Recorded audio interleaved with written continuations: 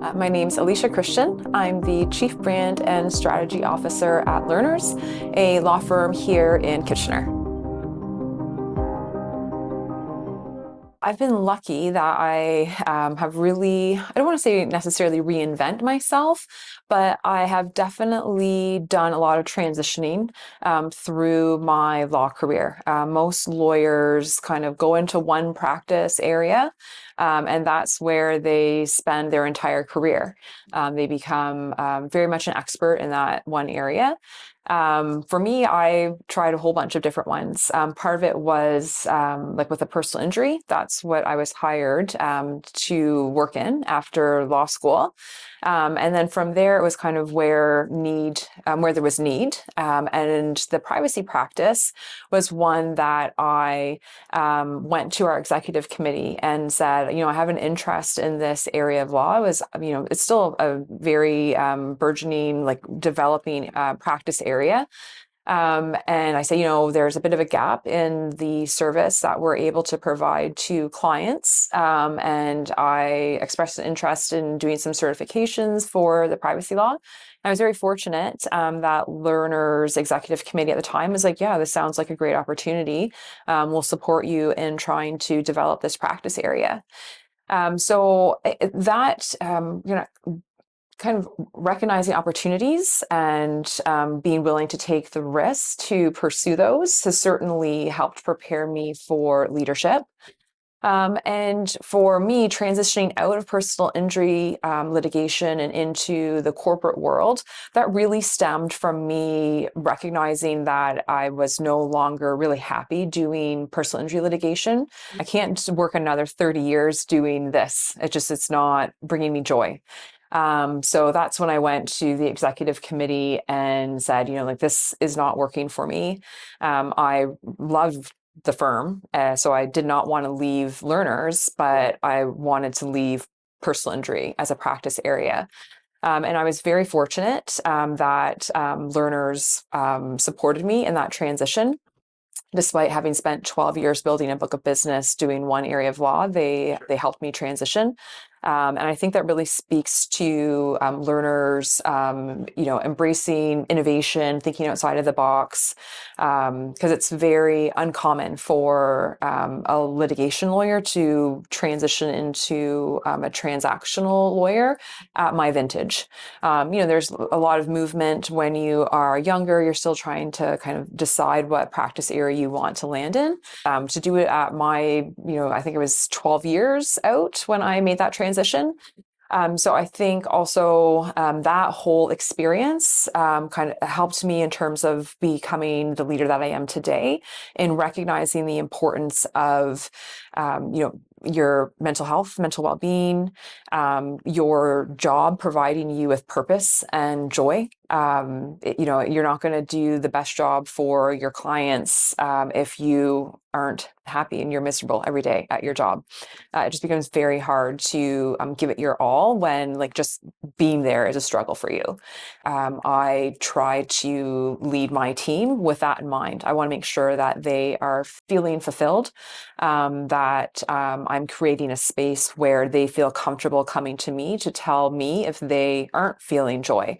Because I was very fortunate in having that feeling when I went to the managing partner and had a very frank conversation. It was essentially like, I'm not happy. And I was fortunate to have him be like, all right, let's put our thinking caps on and we'll figure this out. So it's certainly something that I bring into my leadership with my team. I want them to know that they can come to me and we'll come up with a solution together. It's not necessarily like, it's in the paper type of accomplishment, but I think just having the confidence in myself to, make these transitions, very stressful. I just kind of thought, there's no better investment that you can make than in yourself. To me, investing in myself and my happiness, it's low risk. And so I'm quite happy that I had the courage to do the career transitions that I have. Because, I think about where I was in terms of happiness, during the pandemic with my career and what I was doing and where I am now. And it's light and day. And it's all because I was willing to take a risk and just see what happens. And it's really, I'm lucky it's worked out. I did win the Rising Star, which is an award given to young lawyers under the age of 40 that are excelling in their law practice, which was a really nice accolade to receive. It's a national award. So you are applying and going up against, very talented peers across the entire country. So yeah, it was it was a great honor to be recognized with that award. Yeah, so I would say like one of the challenges that I've had to face is having to rebuild my team. There were some exits last year. There were some leave of absences, and they all happened at one time. And it was stressful for sure. I laugh because I almost have my full team complement. But up until today, so just the end of October, there's been one day this year that I've had a full team. So yeah, so that has certainly been a challenge. And I commend the team because we have been able to kind of rise to the challenge. We've been able to execute on deliverables for the firm. It's been nice to be able to really reflect on the team members that we need to add, the skill sets that we need to incorporate onto the team. So certainly it was stressful. In terms of that challenge, it also provided me an opportunity to get into more of the operations side of my team. Having spent so many years practicing law, I understand the service that we are selling. But I don't have the same skill set when it comes to the actual marketing side of my role. So I was really able to get exposure hands-on because you jump in when there's, a need on the team. I'm very much of the mindset that we're a team. We win as a team, we lose as a team. I have often said the worst thing that you can say to me is that something is not your job. The job is to make sure that the team is succeeding. And if that means that you need to be, making a social media post on Canva, if you are a director, that's what needs to be done because that's where, we've got a red flag there. We've got a fire to put out there. So that's where we need to direct the resources. So very much, like we're a team. And certainly it's a philosophy that I stand by. And if my team needs me to be in the swag closet pulling swag because a lawyer has a dinner that they're going to tonight and they're like, oh, I need to bring some things to hand to my guest. Okay, where's the closet key? And I'll go down and pull that because everybody else has something that's they're working on and needs their attention. So very much a team approach. No, there's nothing I would do differently, actually. Everything that I have done to date has given me the skill set that I'm able to leverage today. Litigation, I can think on my feet. I can, defend a position. Doing the transactional work exposed me to the demands that a business owner is faced with. And at the end of the day, that's what a law firm is. We are a business. We're providing a professional service to our clients, but, just like an accounting firm is a business, so is a law firm. So I've definitely, I've been able to gather a skill set that I'm really able to rely on in this role. The methods and strategies that I've used to build my career, certainly mentorship has been key. And I've been very fortunate to have some amazing mentors through my, both through my law career and now in my executive position.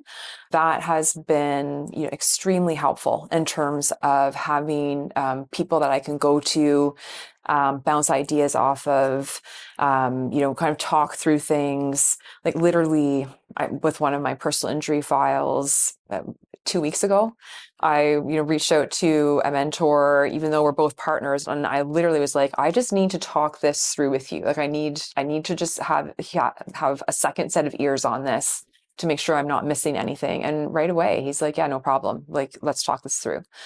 So that has been really important to me, or finding allies. I can't stress enough how important it is for women to find allies, and they don't necessarily have to be other women, but certainly having people that are going to be singing your praises and your accolades in rooms that you're not in. I've been so lucky to have built relationships with women like that. I certainly try to have that kind of a role for, the women in my life. When I can, shine a light on one of my friends, on a colleague, that's certainly something that I want to be able to do, because I've been fortunate enough to have a network of women who have done that for me. Community involvement has been a huge part of how I have built my network. I've sat on several boards throughout my career. One local group that I love being part of is She Shares with the Waterloo Region Hospital Foundation. It is a organization that harnesses the collective power of women. Everybody, comes together. We all donate funds. The funds get pooled, and then at the end of the year, there is a meeting where we hear from members of the hospital about different projects or initiatives that are in need of funding, and the group together decides which of these projects we want to support with the funds that we've raised throughout the year. So that's a great local initiative that I can't speak highly enough of. Again, business development has certainly, obviously, moving into the role that I'm in now, has been something that I have been able to excel at. And I think the key to business development is really identifying what works best for you. Because not everybody is comfortable walking into a room of hundreds of people, not knowing anybody, and walking up to somebody and trying to strike up a conversation. A lot of people are like, oh my God, that's like the worst thing I can imagine doing. So somebody like that might be able to build their business through thought leadership pieces. So really, getting onto social media with blogs or articles, speaking to your expertise, whether you're, selling a professional service or selling a product. Like, really, I have 100% knowledge of this product, or I am the expert in delivering this type of service. So really leveraging that, like making yourself the expert in that area. Really just identifying what works best for you and building your business and focusing on that. It's not to say you might not have to go into the room with hundreds of people on occasion, but spend the bulk of your business development time on initiatives that you like doing, because business development is it's not always where you want to spend your time. It's very future looking. It's not what's going to put money in the revenue line right now. It's about what's going to put revenue in that line down the road. Yes, so currently I'm on the board with London Health Sciences Foundation for Tech Alliance, which is a very similar to Communitech here locally in KW. I'm also on the board for Parkinson Society, Southwestern Ontario.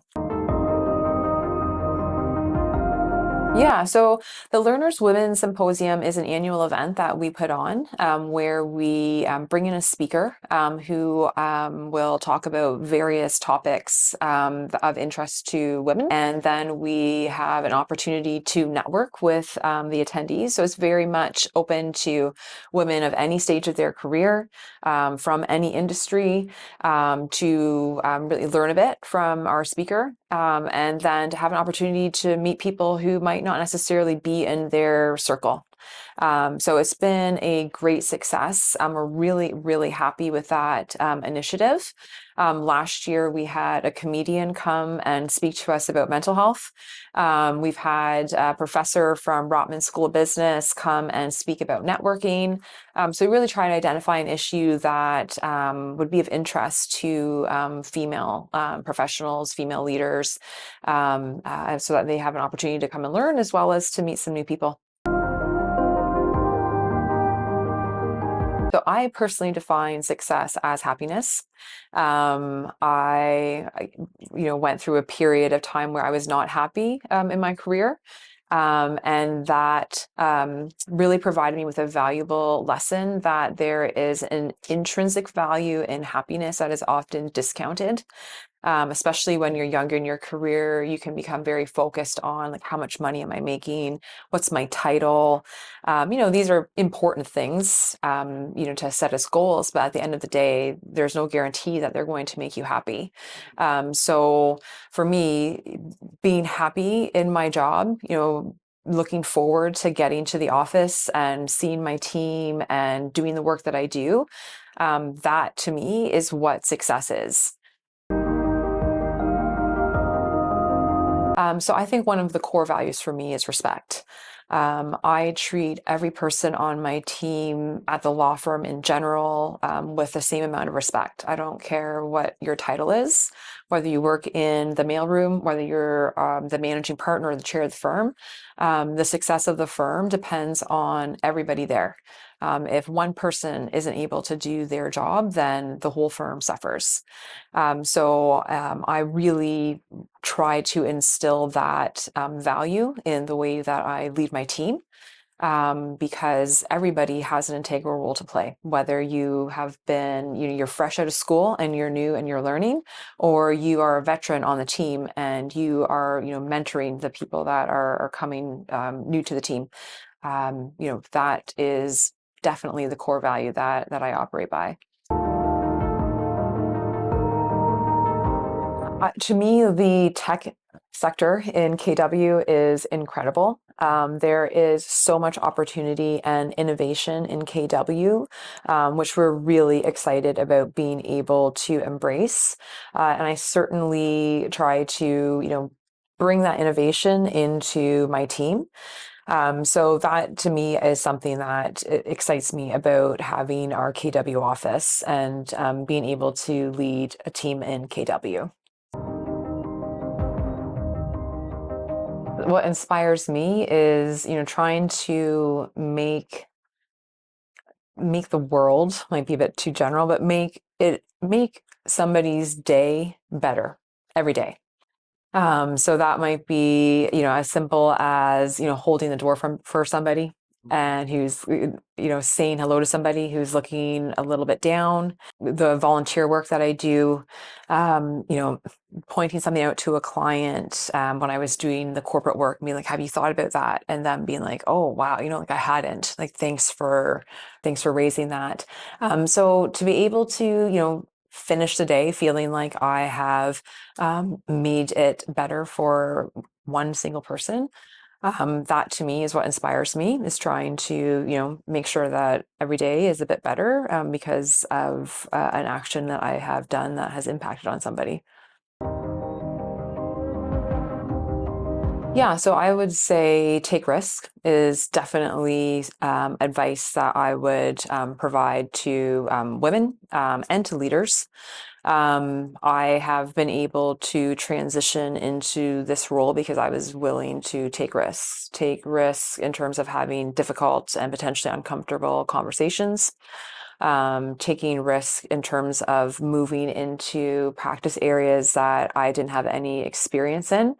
and trusting in myself to be able to figure it out. And I think that is something that women often lack, is the confidence in themselves that to know that they'll figure it out. There might be a job posting and you have experience or qualifications for 70% of it. Well, apply. Like, just take the risk. What's the worst that happens? You don't get an interview. Okay, well, no harm, no foul. But if you haven't even put the application in, you absolutely are not going to get an interview. So like take risk, especially in yourself. I mean, like it is the most low risk gamble you can take. Taking a risk that, is going to result in something better for you. So definitely I would say, risk taking, whether you're a leader or a woman, starting off in her career, definitely don't be afraid to take risks. That's amazing. Why do you think people don't take risks? Fear. I think people don't take risks because of fear, fear of the unknown, fear of failure. I think that, they're, especially type A professionals, people that want to move into leadership roles, are afraid of failing. But you learn more from your mistakes than you do from your successes. Maybe a bit of lack of confidence. So you might need to give yourself a pep talk or go and speak to one of your allies and have them give you the pep talk that you need. Others are often better at giving a pep talk to you than you are for yourself. Very important value for learners is being involved and engaged in the communities where we have offices. We're fairly new to the KW region. We are in our 5th year here in this area. So a great way for us to get to learn about the community, but also to help the community learn that we're here, is to become engaged in community organizations. So, I mean, the hospital has been, one of the key ones for us. The chamber obviously has been, great to get to meet other business professionals in the community. We've sponsored several of the chamber events, which has allowed us to, get brand awareness for the law firm, but also for the lawyers to meet people in the community. So yeah, so very much whenever we come into a new community, we want to make sure that we're building relationships, but also, supporting the community that we want to support us. So a couple of years ago, I started, I guess I would call it an online community called Child Free Women in the Workplace. And it's really meant to raise awareness about folks at work who do not have kids, and kind of different experience, sometimes discrimination that people without kids face. Often there can be, different expectations on them in terms of, workload, when they should be taking holidays, who has to work late, who has to work in the evenings, who needs to be at the office early. When you don't have kids, the expectation is it's easier for you to kind of have that flexibility because you don't have childcare responsibilities. So I'm really excited about the ability to raise awareness about the perspective of child-free workers. And I really think it's something that employers need to be turning their minds to, because more and more individuals are choosing to not have children. So obviously it's very important that there are policies in place that support those that choose to have children. But you don't want to do that to the exclusion of recognizing the different needs and priorities of your child-free workers. LinkedIn, I would say, would be the best spot to find me. And then obviously the Lerners website, if they're looking for more information about the law firm.